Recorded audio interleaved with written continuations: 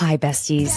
You've found your community bestie to share thoughts and opinions, recap the shows we love. Having too much fun. Bravo should be fun. And have piping hot gossip sessions about the celebrities and Bravo lebs we love, hate, and love to hate. He went on a podcast claiming he had a threesome with two women from the Real Housewives of Beverly Hills. Immediately, I was like, I wonder if it's Brandy and Carlton.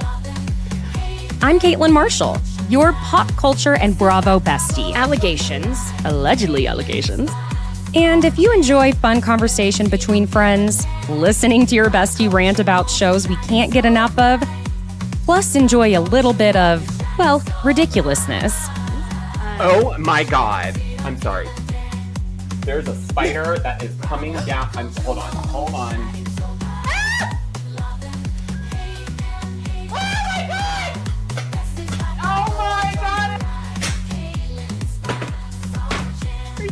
It's like the Blair Witch Project. Oh my God. Has anybody seen my ring? Oh my God. I don't want to ruin the party or anything. Have you seen my ring? Oh my God. Can you look on the floor for my ring? God, no one's gonna kill me. Don't mess with me because I will come. What? Oh.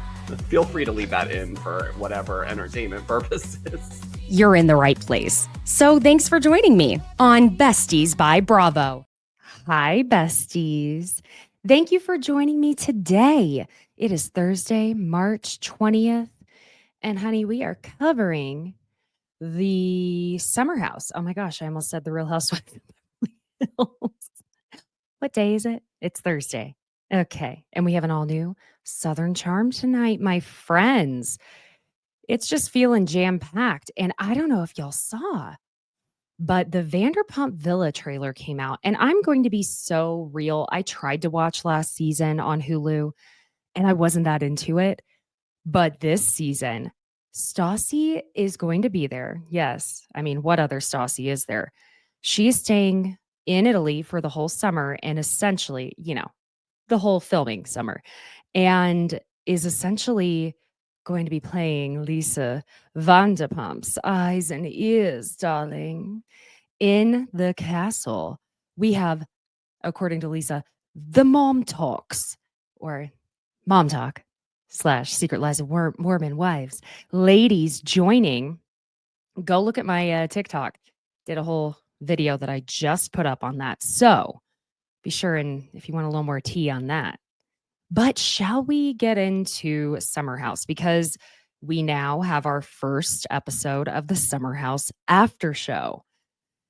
And yeah, it's interesting how they did this after they started doing it for these shows after Scandival for Vanderpump Rules. Then they started doing it for Summer House last year whenever Lindsay and Carl broke up. And now they started it for Southern Charm. And it only started airing after or during the Bahamas episodes. And now Summer House has theirs. Seems like they're doing that for breakups. Okay, let's get into the episode, besties. Y'all, just when I was literally about to be like, so where the F has Gabby been? She shows up. And it cracks me up whenever Paige and Craig go pick her up, how Craig's telling Gabby he got her drinks and Paige just mutters from the front seat, I got them, but okay. Paige gives Gabby the rundown from the previous weekend, and Craig's point about Kylie. It's normally Kyle, but Kylie and Kendall Jenner having competing alcohol brands when it comes to the whole thing of why he and Kyle are having issues with Craig doing the non-alc. Remember, it was non-alc spritz ad and investing in that company, which is considered, I guess, a competitor of Loverboy. Him investing in another alcohol company, he says, shouldn't really affect Kyle and Loverboy so much. And I'm going to say 60-40 on this. Like, yes, it shouldn't be this big of a deal. At the same time, that is supposed to be his friend's company. If you're going to do that with anyone, shouldn't you do that with your friend? But at the same time, it's Craig's money. He can do what he wants with it, in my opinion. So 60 Craig's side, 40 Kyle's. How about that? Imrul, Jesse, West, and Carl are all driving out together. They're the little white tea gang. What a crazy little gang that is.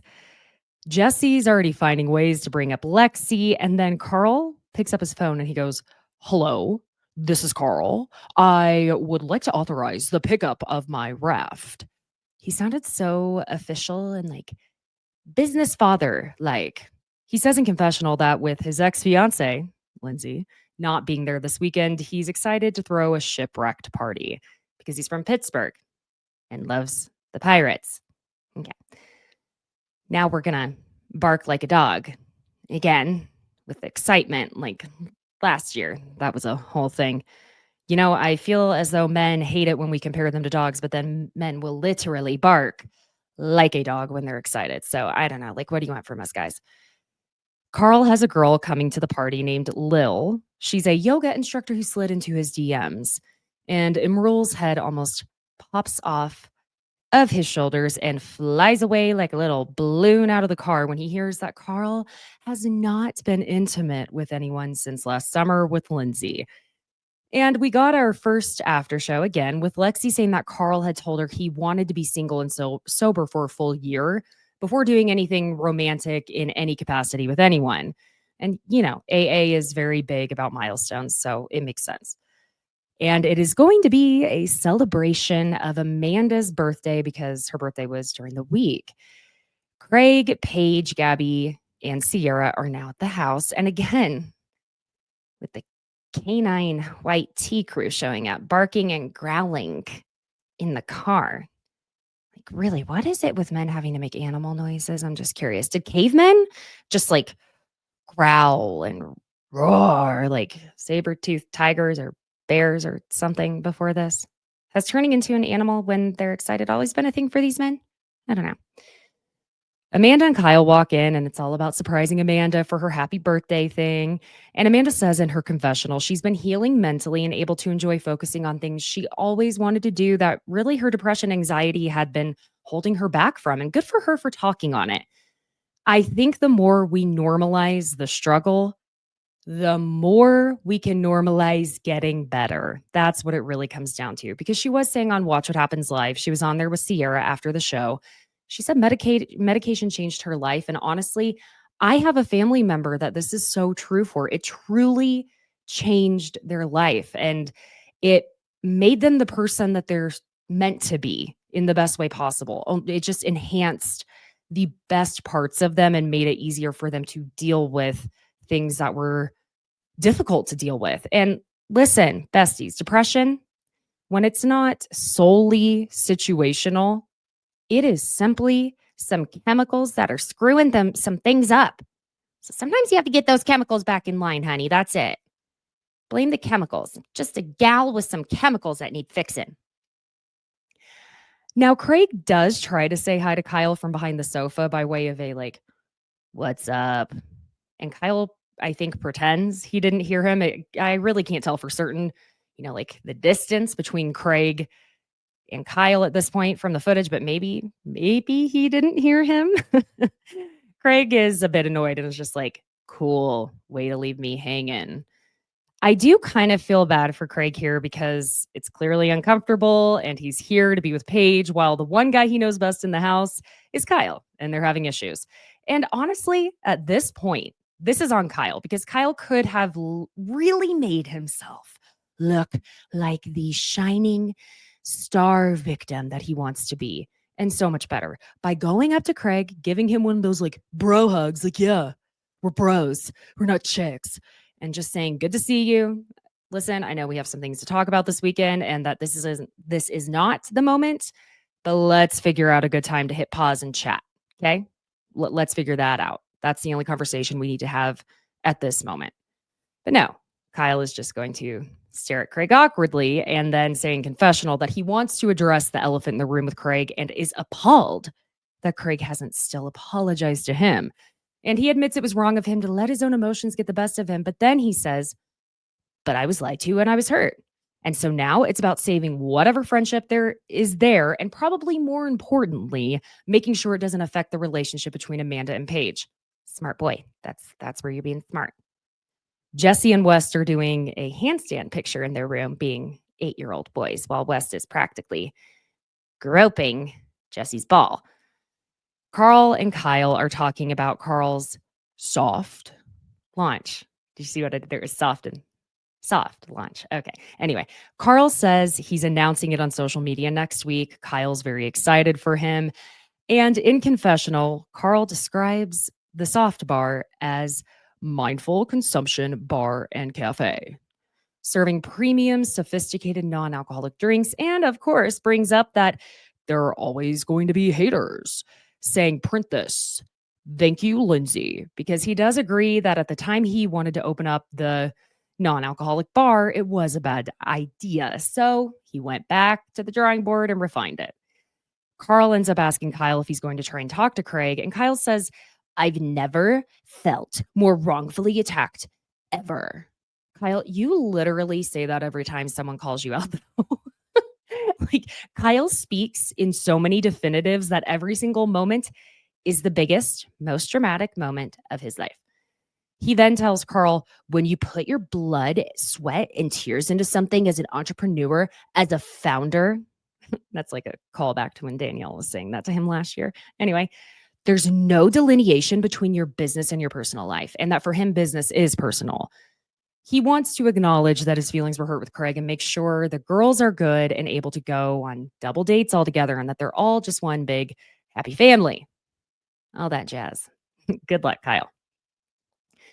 Amanda's in Craig and Paige's room, and she's talking about how she has like one of those pimples on her chin that's like that took over her entire chin. And y'all, let me tell you, please, because we don't gatekeep here.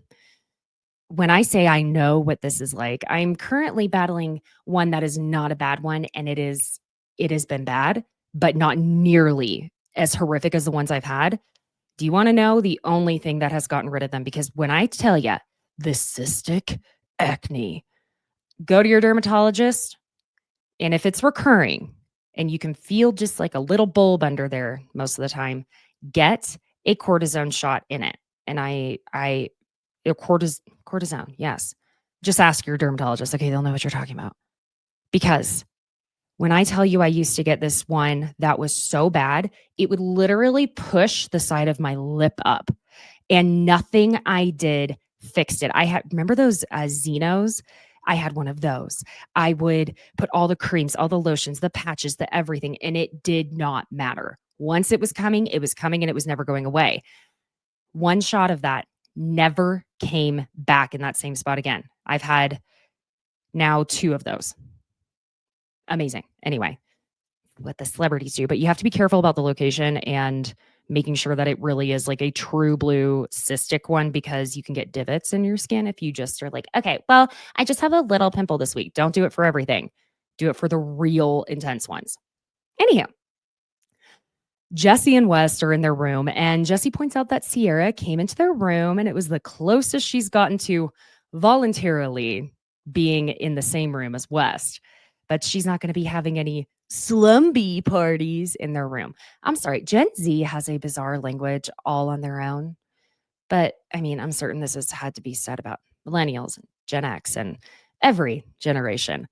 But the slumbies thing, it's like, I feel like Gen Z tends to take any word they can that doesn't end in a Y or IES, and that's what they add at the end. Do you know what I'm saying? Wes says a big win is for her to say hi and goodbye, and that any eye contact at all would be great because she still won't look him in the eye. Jesse tells him he's going to talk to Sierra and approach it saying, hey, I'm friends with both of you. It shouldn't be like this. He talks about it all in confessional, saying last summer the 3 of them hung out a lot, and he misses that and feels like he's in the middle of her and West. Jesse now asks West if there are any girls he's excited about, but West is saying he's not dating anyone, which Jesse's like, bullshit, because he sees this one girl's name pop up over and over on his phone. So this is what West admits in confessional. He goes, F it, I'll say it. I like attention. So yeah, my phone is juicy. No, most of the time. At this point, I'm on a heater after 2 weekends of getting yelled at. And if I can keep it rolling, I'm gonna. It's like, I know he's speaking English to me, but I don't know what all he's saying. And I just never want to hear a phone call Juicy again, or for Wes to call anything Juicy again. I don't know. I didn't know that I was so grossed out by the word juicy. You know, the way some people, trigger warning, are completely and totally disgusted by the word. Again, trigger warning, moist. Moist. That one doesn't bother me. Maybe if Wes said it, it would. But a producer asks him in confessional if he's been spending time with a particular girl, which he says no, and that Jesse is talking about a girl in Montana, but that if he was seeing someone serious, it's his own mother he would tell first, and then takes it back. Says he would probably tell Jesse first, and is just like, sorry, Mom. You should be telling your mommy first. Westlin. Paige and Amanda at the pizza party dinner for Amanda are checking on their fur babies. If those two choose to have children, it's going to be a whole thing. Just you wait. Whenever they have to leave them at home, it's hard, man. It's hard to do, but it's also kind of wonderful. We're now seeing the stage be set for the awkwardness between Craig and Kyle, and Jesse is missing for the beginning of this pizza party, B-day party for Amanda dinner, because he's apparently spent the last hour looking in the mirror. And when he finally strolls in, everyone is cheering at his little matching set outfit. Amanda tells him he's wasting a good outfit because Lexi isn't here this weekend. Kind of crazy how relaxed Jesse is without her here. Like, God forbid he enjoy himself while a gorgeous woman is around who is open and honest about wanting commitment with him. Jesse says he can't tell if they like his outfit or not, and Craig just tells him, I like it. So Jesse's like, thank you, Craig. But Kyle, if it weren't Kyle, I'd have to admit I'm reading way too much into this, but it's Kyle.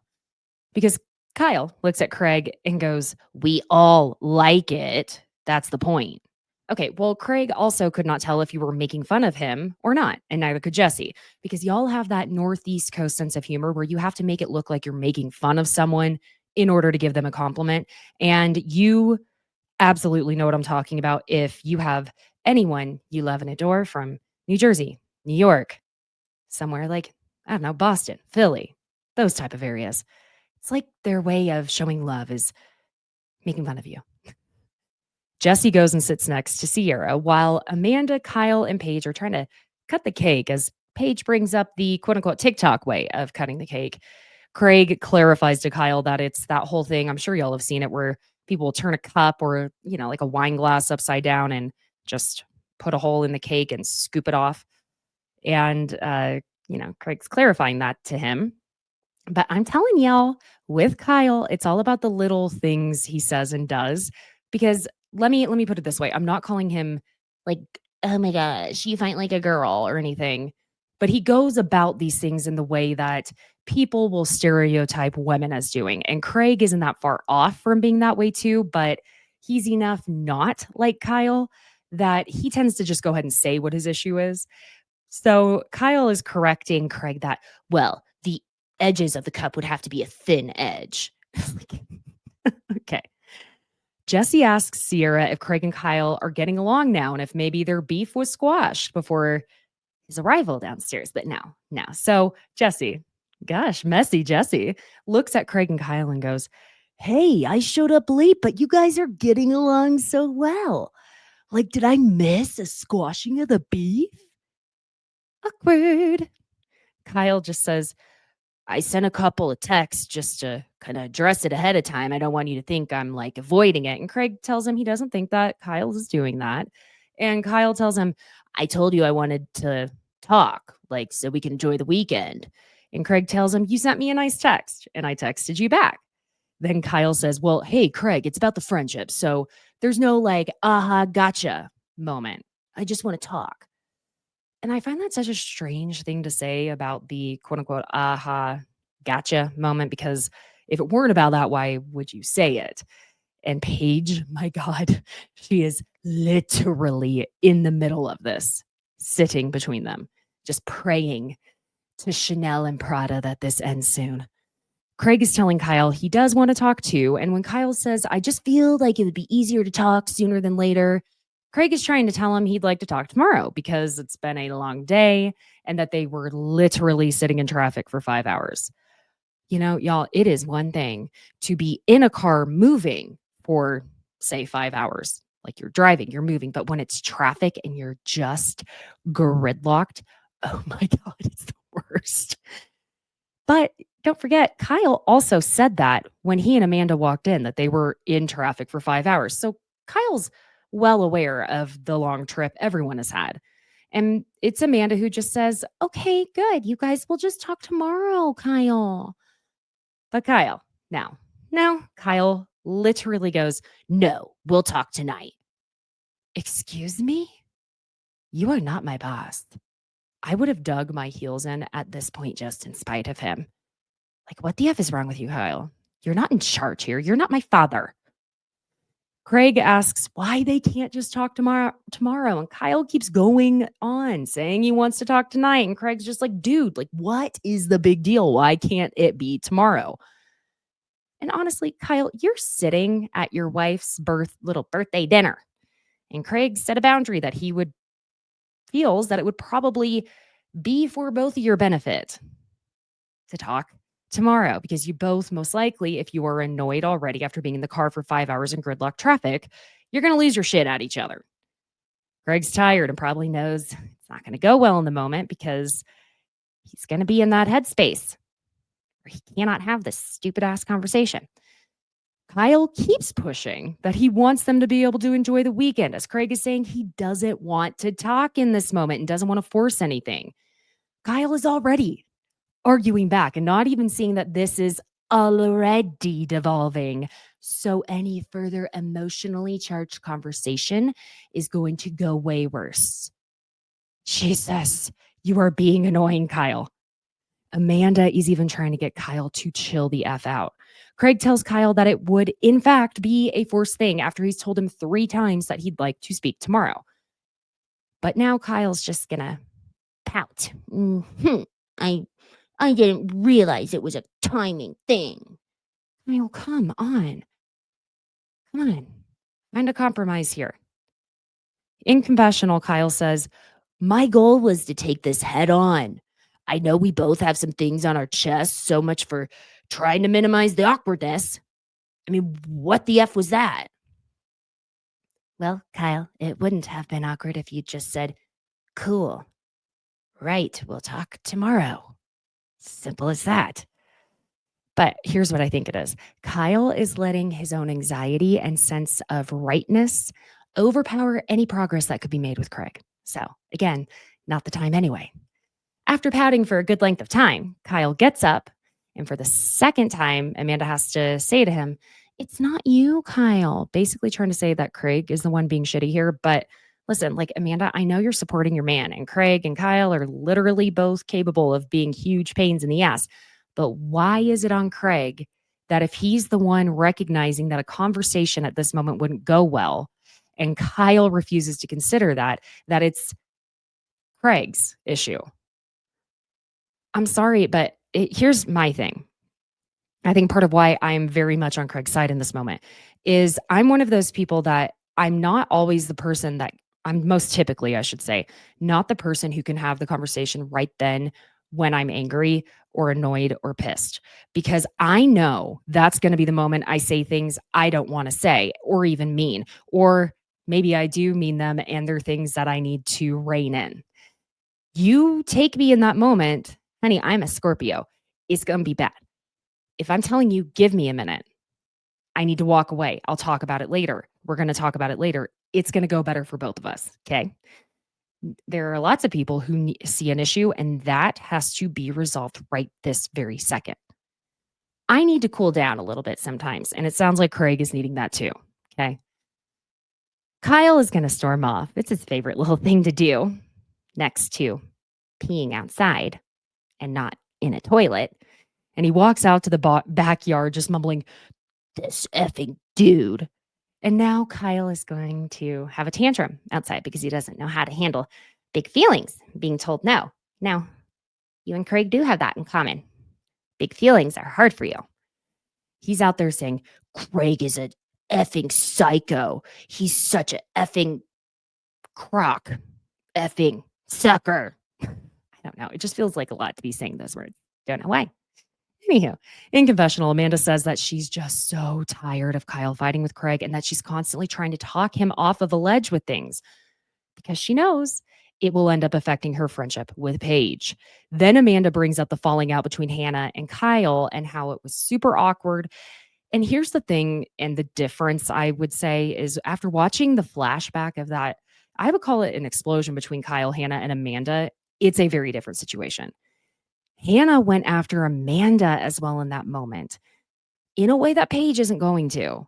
Totally forgot that Amanda threw her drink over toward Hannah as Hannah was walking off, which was very much not like Amanda and shows how hurt she was when Hannah bent down and stage whispered very loudly to Paige that Kyle is clearly insecure about his relationship with Amanda right in front of every single person. And really, this has just been Amanda trying to prevent that fallout. I don't think it would go the same way, but I think Paige has a different value system with Amanda, period. But Kyle comes back in from his temper tantrum, and Paige is clearly uncomfy, understandably so. There's a whole crew that's going to be going out. Jesse and West are being dorks, messing with Gabby.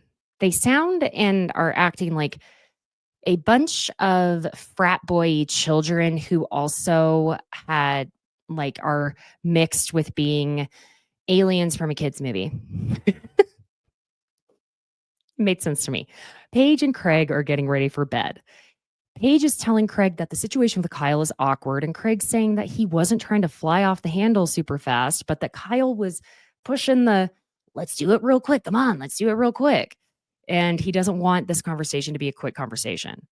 We also have to consider that Craig is aware of how filming goes. He's been doing it for 10 seasons, and that it will take even longer than it would without the cameras. And he wants to make sure he gets all those good sound bites he needs into the conversation. But then you also have Kyle, who is also, we could call both of them reality TV vets at this point. So they both know what they're doing. And they're both, this is the problem, the center man on their shows. You know what it's giving? It's giving feud. It's giving Betty Davis and Joan Crawford. Don't ask why, but I do feel like Craig is the Betty Davis. Don't know why. Just says. Anyway, Craig says that Kyle doesn't deserve this conversation anyway, and that if they're going to have the conversation, it will be on Craig's terms, not on Kyle's time. Now, I don't agree with the fact that they both need to have a conversation, that they both deserve it. That's what I think, is that they both deserve to have this conversation. And you know who deserves it more? Paige and Amanda. That's the thing. And I'm going to get more to that soon. The whole club and crew comes back and they preheat the oven that Amanda hoped would not get preheated because they put her birthday cake in there. That's Sierra's suggestion. It's a terrible idea. You need to put the cake in the refrigerator, honey pie. West and Jesse are having a slumbies party and put their beds together. In confessional, West says, yeah, sure, he's happy for Jesse and Lexi. And this weekend is about renewing our vows and seeing what transpires without a little effing girlfriend running around, getting in his rear view. Oh my gosh, West is so jelly of Lexi. Next morning, Paige wakes up by being like, I don't feel good. She and Craig sit up in bed talking, and Paige is big time yawning, saying her arms hurt and that it's how she knows she's getting sick. But Craig's like, I don't know, just keeps laughing at her. I don't know. She asks him how he feels about last night, obviously referencing Kyle. And Craig says with the awkwardness with Kyle that it was some really crazy shit he'd been having with him so very recently. And that if he didn't come out to the Hamptons, he doesn't know that he and Kyle would have even really talked and made up. Craig then says that he doesn't necessarily feel that Kyle deserves his friendship right now. And I have to be honest, at first I was like, well, geez, that's dramatic, Craig. But also, I'd be really pissed if someone who is supposed to be a friend called me a liar on national television and went as hard as Kyle did. So maybe he has a point. But let me also get to it. In confessional, Paige says she's already been a little annoyed at Craig for reasons that have to do with their own relationship, but that now she has this little extra layer of anger with Craig for avoiding the conversation with Kyle. It's stressing her out and making her anxious, and it's making her even more pissed that Craig is not realizing it's making her even more anxious that he won't even have the conversation with Kyle. What I personally would have liked is to see from Craig the realization that he gets to leave after this weekend and Paige still has to continue filming with Kyle and wants to keep her friendship with Amanda intact. And this is a moment I'm going to give it to Kyle. It would be nice to see Craig considering Paige and Amanda's friendship as much as Kyle is at least professing to do that. And that's the thing. Because to Craig, his friendship with Kyle doesn't mean that much. That's very clear. And honestly, it doesn't mean that much to Kyle, clearly. Let's just call a spade a spade. What needs to matter more is Amanda and Paige's friendship. This very long, strong, good, best friendship. They need to put the friendship that matters first and get the conversation, make compromises with each other, and have this conversation. Period. It's not about you two at the end of the day. Because it's who's it affecting? The two who don't even have a problem. And I swear to God, is it all men that, until they reach like 60 years old, they're just overgrown 10-year-olds with different bank accounts than what they had when they were under 10? Because Jesse goes and wakes West up while standing over him in his little undies, pouring a cup of water on his face. Oh, no, murder, dead. You want to know what it looks like or what's going to happen when you meet your maker? Wake me up that way when I'm hungover, the way I'm sure West is. That is how you're going to meet your God. That was dramatic, but murder. Well, Carl is really going all out for this shipwrecked party. Amanda and Gabby are going through Amanda's samples for the swimwear line she's wanting to design. And if y'all only knew how much I wanted to do a swimsuit line since I was like 23 years old, because I have one of those bodies that it's not one of those, not skinny, but not fat. I know I'm thin, but at the same time, I have some softness. And I hate when bottoms dig into my soft sides, especially after a baby. And I can't, like the skin under my boobs, it's gotten saggy. And so crop tops, unless they're placed just right, don't really look that great on me. So I like a top that just goes down a little bit longer, not a tankini, but you can never find them. It's hard to find bras that don't have I'm not calling it the F word, FAT word, the skin hanging over. It's very hard to even find a bra like that. So why do our swimsuits have to be built like that? Anyway, yeah. Anyone wants to help me make that happen, you call me. Send me a message. Now, Amanda and Gabby stop to watch the pirate set up in the backyard, and there's a legit pirate on the crew, matey. Okay, we're going to get enough pirate dad jokes that'll be my last.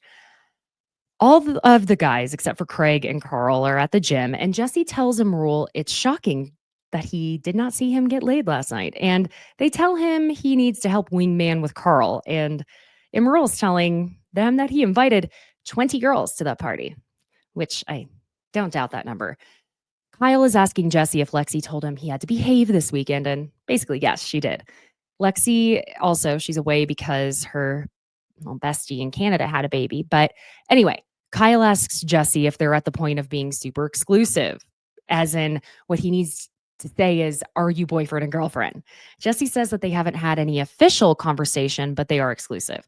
Oh my God, why does this sound so familiar? Oh yeah, because it sounds like Shep and Sienna, except Lexi actually likes and wants to be with Jesse. He says that they are technically still moving slow because they only hang out on the weekends and have had one singular dinner date. So the math of this, they started filming the weekend of the 4th, and the Chiron on that Friday said it was the 26th. So they've spent a total of 3 weekends together.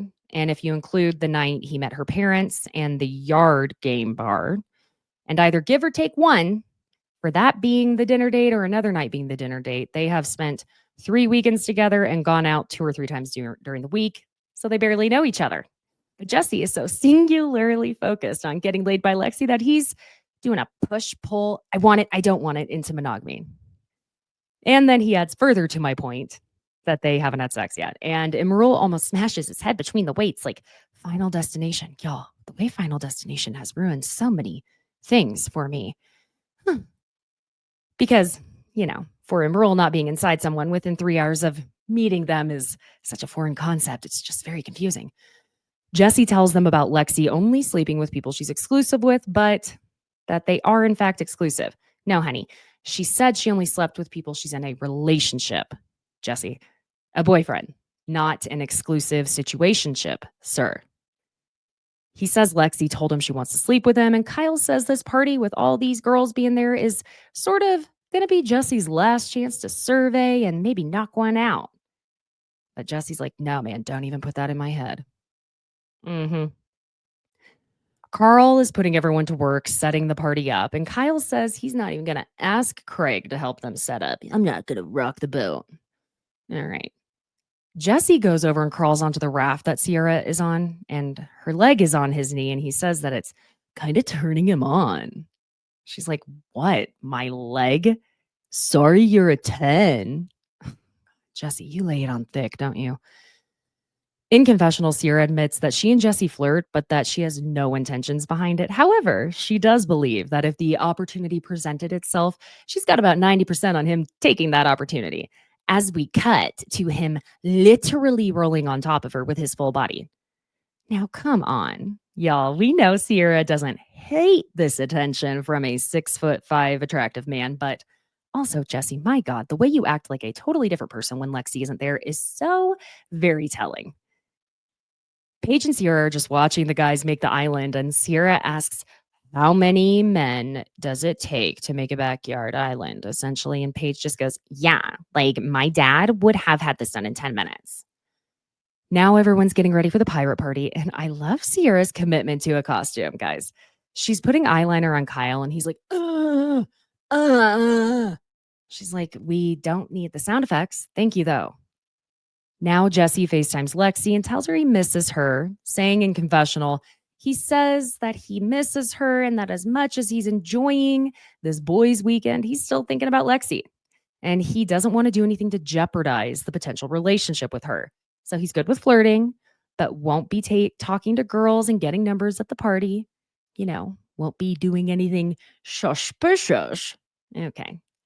Now, Gabby comes down wearing like a short-haired wig, and West asks her if she's Fred Flintstone's wife.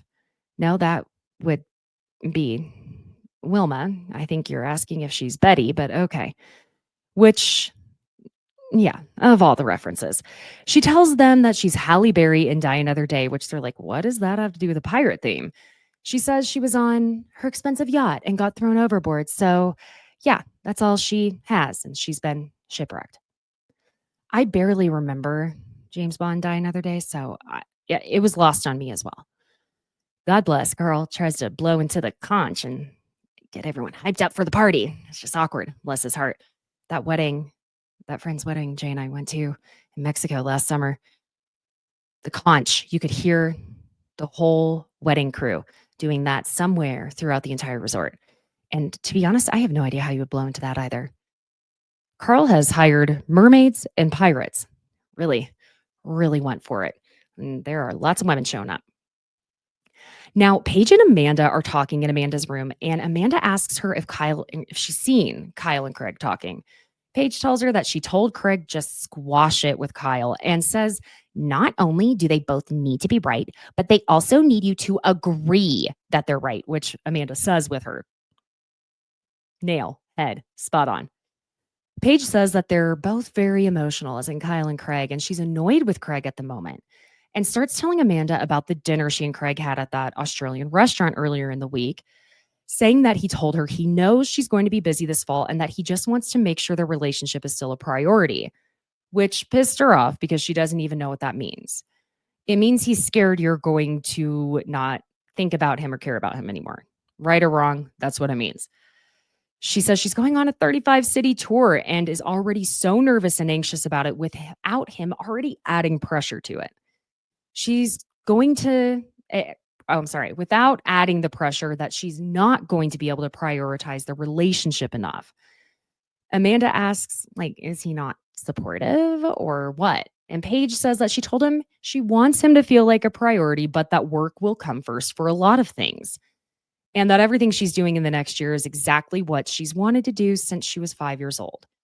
Amanda says to Paige, you're becoming the person you have wanted to be ever since I've known you, and that Craig should be supporting her.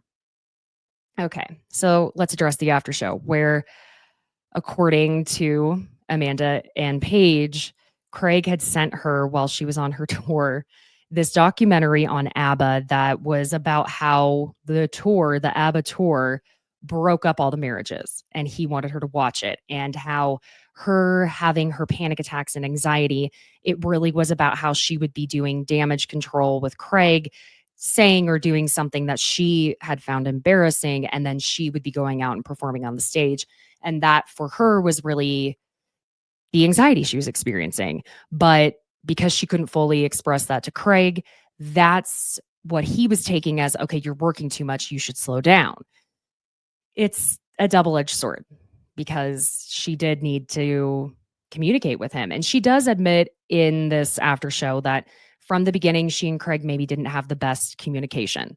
So I think there's something to be said for it being on both of them. And y'all know I have been very team girl. We're supporting our girlies. I also have to admit when I think something's right or wrong. If he really did send her that documentary to watch, like, Craig, bruh, come on. Let's not. Let her finish the tour, and then you can talk about if another tour is a good idea. Maybe that's... Anyway, Paige tells Amanda, okay, listen to this. He said, I just never thought I would be in this submissive of relationship, and I don't feel like I should have to apologize for that. Amanda just says, that's not good. And then she says, Paige does, and I have this feeling that when I do my tour, I'm going to hate Craig. Oh, it's so hard. They really did just grow apart. They grew into different people, and sometimes that means it grows away from each other.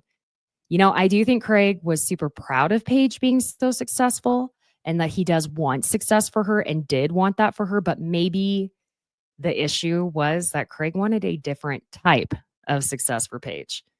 But at the same time, that is not for Craig to decide what type of success Paige gets to have, period. All right, so they decide it's time to go greet our guests and all of that. Sierra is dressed up as a seagull, and Amanda is dressed up as a parrot to go on Paige's pirate arms. You know, you got to admit, Paige is never going to go all out with the costumes the way Amanda and Sierra will fully commit. Same with Gabby. But Sierra commits. Paige is like, no, it's not going to work with my outfit of the day. Wow, this Lil girl that Carl invited is so tall. Holy shit. Are y'all seeing that she is basically eye level with Carl, who's like 6'4", 6'5"? And she is a quirky one, that's for sure. She tells Carl that the eyeliner, the guy liner, pirate liner he's wearing makes his eyes pop, and it's giving her lemur energy, like Madagascar lemur. My God, she could not have been more opposite from Lindsay in every sense of her physical, mental, spiritual being. I mean, it's short, brown, curly hair, like no makeup, super tall, lanky. Yeah, very much the odd, let's sit cross-legged, drink tea, and do yoga, meditate girl. You know what I mean? And also apparently watch cartoons. Carl asks Lil if she likes lemurs, and she's like, yes, of course.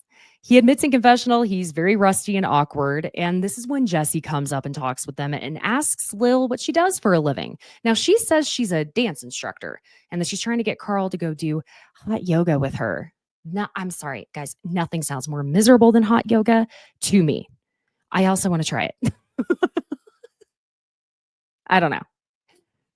I don't ask. Something's wrong with me.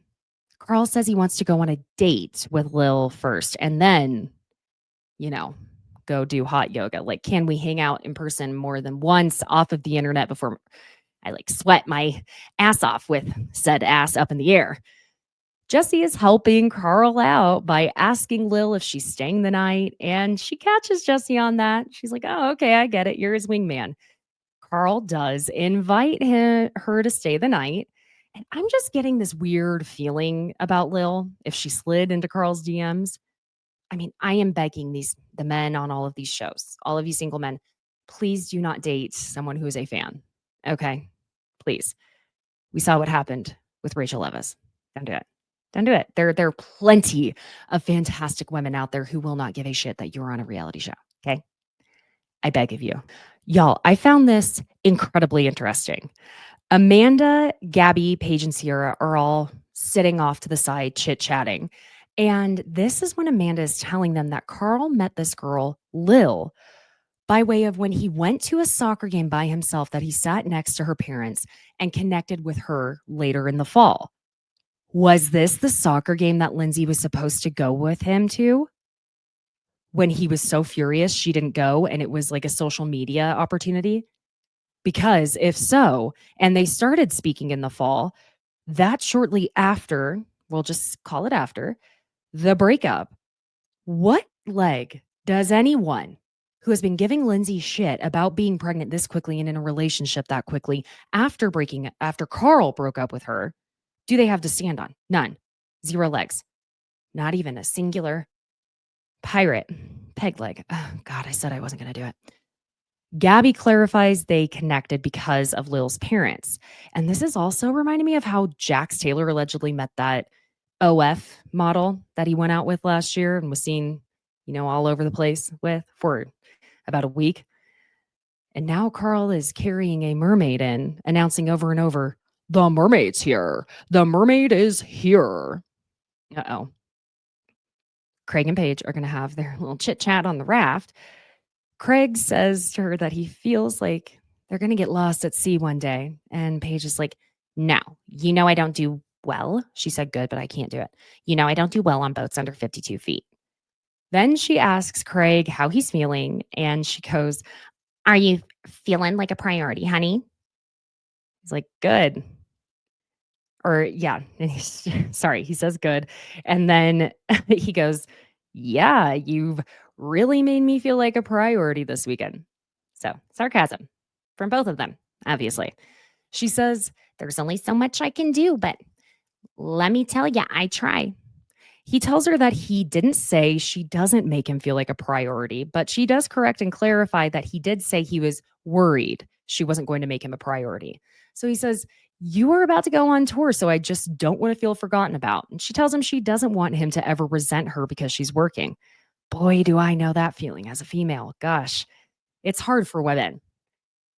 The simple thing of, especially if you're a mom, if you're married, it's how society expects us to work like we don't have children and mother like we don't have a job. How we're expected to, again, same thing, be a stay-at-home wife like we don't have another job and work at our job like we don't have to help keep up with the house. It's always a juxtaposition. I'm sorry, not juxtaposition, a hypocritical position. How about that? Anyway, Craig then tells Paige that it's a little unfair and that he's not saying that he's not happy for her new life. He says, I just want to know how I fit into it. And I'm sorry, but this little portion, how I fit into it, is a fair point from Craig and a fair argument as well from Paige. Like, sorry, but this is clearly a relationship where they just sadly grew apart. She says that she can also say how she feels. She's getting a little bit prickly and defensive. And he tells her that it makes him feel like he doesn't want to bring stuff up to her because he thinks she's going to think it's an attack or that he's not rooting for her. He says it's really not, as in an attack. I'm just asking for clarity after 3 years, just making sure that we're still good and, that's going to happen with us. Like, how do we have status check-ins or year-end reviews? So I think what Craig is asking here specifically is perfectly reasonable and actually a very good thing. Now, it may not be something that works for all relationships in this exact way, but seriously, it is very important to do check-ins with your partner. Check temperatures, see how everyone's doing. How else are you going to know? Because a lot of times you're just trying to get through the day and you don't want to have an argument about something that's small and stupid. And that type of thing ends up building up. And then it becomes a bigger thing that's about nothing that's actually bothering you when the big thing is rooted. That was a bunch of that was a word salad. You know what I'm saying? But that's when Paige goes, I'll give you a yearly review and I'll let you know if you're fired or not. And that's when he's just kind of like, okay. Now, y'all, the preview. I'm very interested in this, where it's Jesse asking Sierra why she didn't just give him a chance. Obviously, it's him doing his BS flirting with her that he can't just like not do, apparently. And him saying that, oh, well, West already staked his claim. And Sierra's like, well, don't let anybody keep you from meeting your wife. Okay. Kyle and Craig are going to be having their conversation, and apparently, Imrul is going to have a threesome. Shocking. Imrul. Okay. Besties, thank you again for joining me today. If you're listening on audio, please be sure and leave a little 5-star review with a comment about what you do like about the show. If you're watching on YouTube, hit the like button, subscribe, join the comment section, be a part of the conversation. I want to hear your thoughts, your feelings, your opinions. Follow me on Instagram and TikTok and subscribe to YouTube. They're all the same name, at Besties by Caitlin. And Caitlin is spelled Caitlin. Be sure and check out the Pop Culture Besties Etsy merch shop. It's all designed by yours truly. And my friends, I hope you have a wonderful Thursday. I will see you tomorrow for the Southern Charm finale. Ooh, it's going to be good. And we're going to get Craig's side of the story again about the breakup with Paige. So, all right, besties. Thanks again for joining. I will see you tomorrow. Bye.